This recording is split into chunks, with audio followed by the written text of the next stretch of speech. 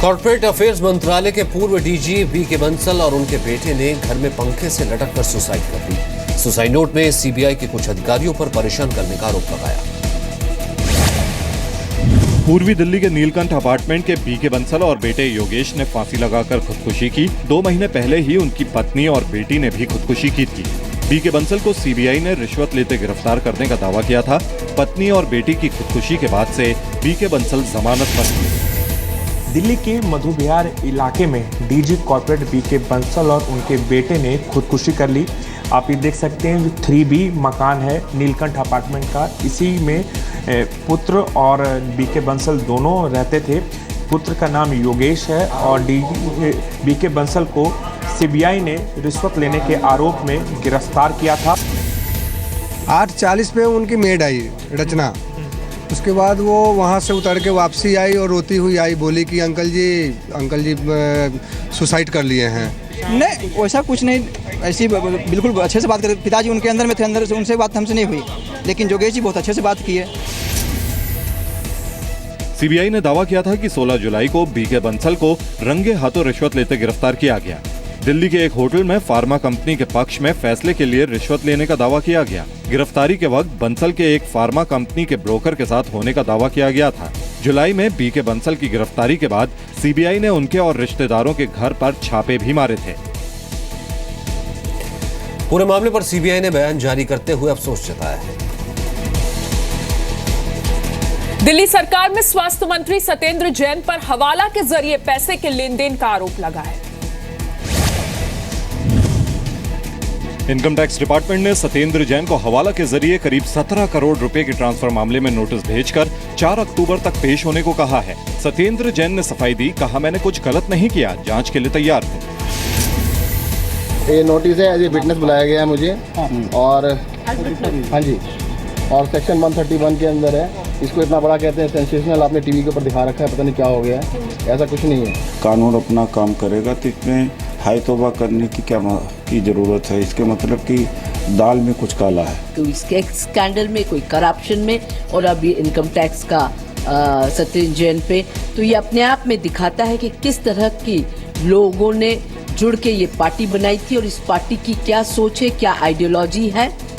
अरविंद केजरीवाल ने सत्येंद्र जैन के बचाव में ट्वीट किया, मैंने सत्येंद्र जैन को सुबह बुलाया, सभी दस्तावेज देखे, वो बेकसूर हैं, उन्हें फंसाया गया है। अगर वो दोषी होते तो हम उन्हें बाहर निकाल देते। हम उनके साथ खड़े हैं।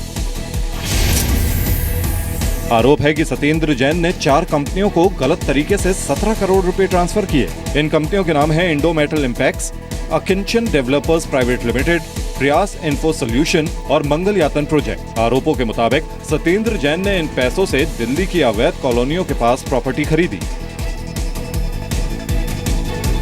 इस मामले में इनकम टैक्स डिपार्टमेंट ने कोलकाता के हवाला आरोपी जीवेंद्र मिश्रा का बयान दर्ज किया है। मिश्रा ने अपने बयान में सत्येंद्र जैन का नाम लिया है। दिल्ली के नांगलोई में एक सरकारी स्कूल के 2 छात्रों ने अपने टीचर की हत्या कर दी। आरोपी छात्रों ने क्लास के अंदर घुसकर टीचर पर हमला कर दिया। टीचर को बुरी तरह से पीटने के बाद आरोपी छात्र स्कूल की दीवार फांदकर भाग गए। टीचर को गंभीर हालत में अस्पताल में भर्ती कराया गया, लेकिन ज्यादा खून बहने की वजह से जान नहीं बचाई जा सकी। और ये मुकेश कुमार जी उसके क्लास टीचर थे और उन्होंने एक ग्रुप सा बना रखा था। मैं एग्जाम में रूम में था, जब वो जमा ही करा रहा था, तभी आवाजें आई बच्चों के, सर चक्कू मार दिए, चक्कू मार दिए। मैं तो कहूँगा छात्र नहीं, वो हत्यारे हैं। उन हत्यारों को कठोर से कठोर दंड का प्रावधान हो, फांसी की सजा हो। बहुत दुखद घटना है और खतरनाक घटना है। अगर टीचर्स क्लासरूम में पढ़ा रहे हैं और बच्चों की तरफ से इस तरह की हरकत होगी, टीचर्स पे हमला होगा, टीचर्स की डेथ होगी, तो ये तो बहुत दुखद है। कानून में जो जुवेनाइल जस्टिस एक्ट, जो भी कानून में प्रावधान है, जो स्ट्रिक्टेस्ट पॉसिबल तरीका है ट्रायल का और इन्वेस्टिगेशन का, उसकी हम गुहार करेंगे। स्कूल में घुसकर टीचर की हत्या के बाद से टीचरों में गुस्सा है। इंसाफ की मांग को लेकर शिक्षा संघ ने धरना प्रदर्शन का ऐलान किया है। 3 बार फेल होने की वजह से आरोपी छात्रों का नाम स्कूल से काटा गया था। मुकेश कुमार नाम के टीचर कमरा नंबर 108 में एग्जाम के बाद छात्रों की कॉपी जमा कर रहे थे, तभी आरोपी छात्रों ने हमला किया। दिल्ली सरकार ने टीचर मुकेश कुमार के परिवार को 1 करोड़ रुपए का मुआवजा देने का ऐलान किया है। यूपी के बुलंदशहर में एक रेप पीड़ित पर गांव के दबंगों ने एसिड से हमला करने का मामला सामने आया है।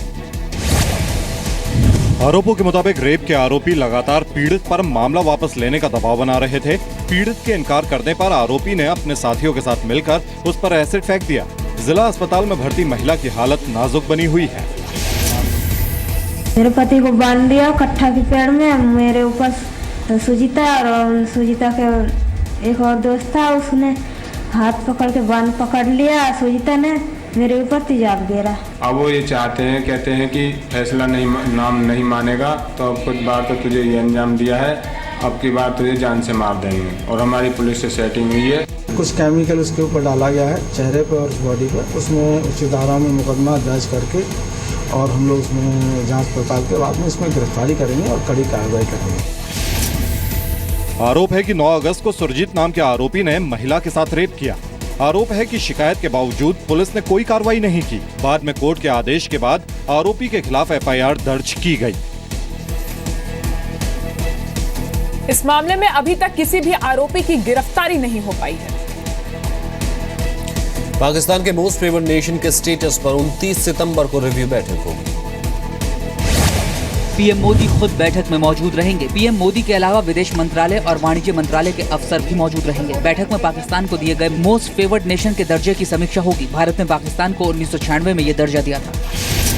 सरकार की जो एक ओवरऑल जो अप्रोच है वो ये है कि पाकिस्तान को घेरना है और उसको एक सोची समझी रणनीति के तहत उनको अटैक करना है। पाकिस्तान से निपटने के लिए प्रधानमंत्री जो आवश्यक कार्रवाई करेंगे, जनता दल यू उसका समर्थन करता है। देखिए, मोस्ट फेवर्ड नेशन स्टेटस वापस होना चाहिए, ये कांग्रेस पार्टी ने मांग रखी थी। 615 बिलियन डॉलर से अधिक का हमारा कुल ट्रेड दुनिया से है, उसमें लगभग 2-2.25 बिलियन डॉलर का ट्रेड पाकिस्तान से है, तो ये 0.5% से भी कम है। तो सांकेतिक है, परंतु सांकेतिक कदम भी उठाने चाहिए। वर्ल्ड ट्रेड ऑर्गेनाइजेशन और इंटरनेशनल ट्रेड के नियम के तहत MFN स्टेटस दिया जाता है। MFN स्टेटस का मतलब है कि व्यापार के दौरान उस देश के हितों को खास तौर पर ध्यान में रखा जाएगा। भारत ने 1996 में पाकिस्तान को MFN का दर्जा दिया। पाकिस्तान ने सिर्फ आश्वासन दिया, दर्जा कभी नहीं। MFN स्टेटस की वजह से पाकिस्तान को ज्यादा आयात कोटा और कम ट्रेड टैरिफ मिलता है। पाकिस्तानी आतंकियों का भारत में घुसपैठ करने का एक वीडियो सामने आया है। तस्वीरें 11 सितंबर 2016 की हैं। हाई रेजोल्यूशन कैमरे में रिकॉर्ड हुई इन तस्वीरों के बारे में सेना ने पाकिस्तानी रेंजर्स को बताया।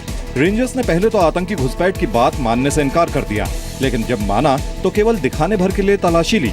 वीडियो में 4 से 5 आतंकी दिखाई दे रहे हैं, सभी के पास बैग भी हैं। ये तस्वीरें अंतर्राष्ट्रीय सीमा से 50 मीटर पाकिस्तान के अंदर की हैं। 12 सितंबर सुबह भारत की तरफ से पाकिस्तान को घुसपैठ की इस कोशिश के बारे में पाक रेंजर्स को बताया गया।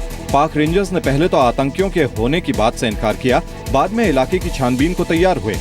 दोपहर 12:50 पर 5 पाकिस्तानी रेंजर्स बिना बुलेट प्रूफ जैकेट और हेलमेट के आतंकियों को तलाश करने के लिए पहुंचे।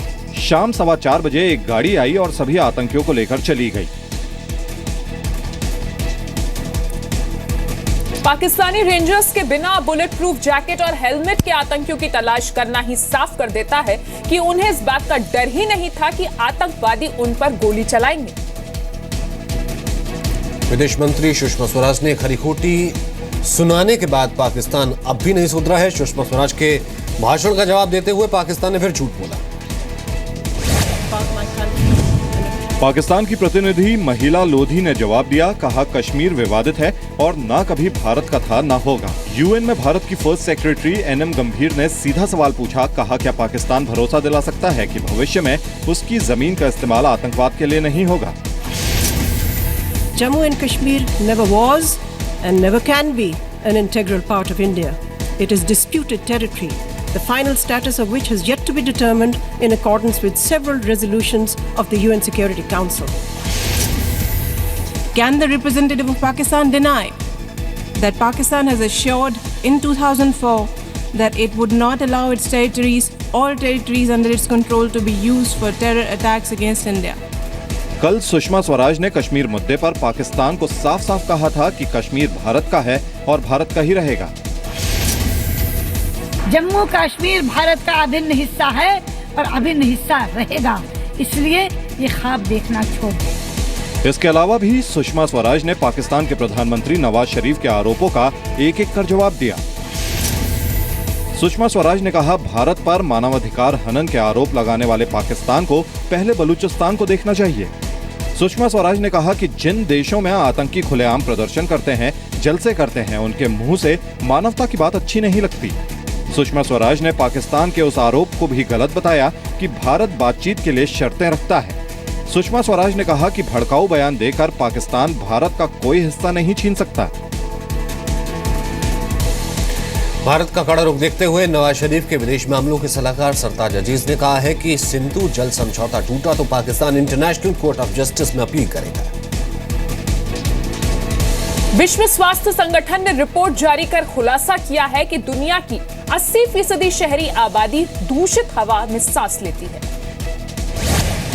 WHO ने दुनिया भर के 3000 जगहों से आंकड़े जुटाकर एक डिटेल अध्ययन किया है, जिसके बाद ये रिपोर्ट तैयार की गई है।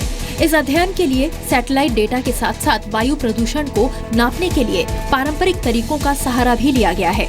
रिपोर्ट के मुताबिक दुनिया भर में 10 में से 9 लोग बेहद ज्यादा वायु प्रदूषण वाले इलाकों में रहते हैं, जिसकी वजह से इन लोगों में स्ट्रोक, फेफड़े का कैंसर और हार्ट की बीमारियों का खतरा बेहद ज्यादा बढ़ जाता है। गरीब देशों में रहने वाले 98% लोग प्रदूषित हवा में सांस लेने के लिए मजबूर हैं।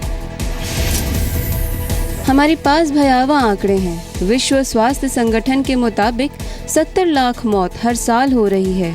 हर साल होने वाली प्रीमैच्योर डेथ की वजह एयर पोल्यूशन बनती है और ये लोगों के लिए एक बड़ी स्वास्थ्य समस्या है। देखिए, ये तो बहुत ही अलार्मिंग है कि बहुत ही गंभीर एक मुद्दा है हमारे सामने। ये जन सेहत का मुद्दा है और जो ये नई रिपोर्ट जब आई है, इससे साफ दिख रहा है कि ये जो समस्या है ये तो बढ़ ही रहा है। WHO की रिपोर्ट के मुताबिक विकासशील देशों के मुकाबले गरीब देशों में वायु प्रदूषण की समस्या ज्यादा है। रिपोर्ट के मुताबिक अफ्रीका, एशिया और मिडिल ईस्ट में वायु प्रदूषण सबसे ज्यादा है। दक्षिण पूर्व एशिया, चीन, मलेशिया और वियतनाम में वायु प्रदूषण के लेवल सामान्य से काफी ज्यादा हैं, जबकि अमेरिका के 15% शहर वायु प्रदूषण से परेशान हैं। लिस्ट में यूरोप के 60% शहर शामिल हैं। आपको बता दें कि वायु प्रदूषण की वजह से पूरी दुनिया की अर्थव्यवस्था को 5 लाख करोड़ डॉलर यानी करीब 335 लाख करोड़ रुपयों का नुकसान हर वर्ष हो रहा है।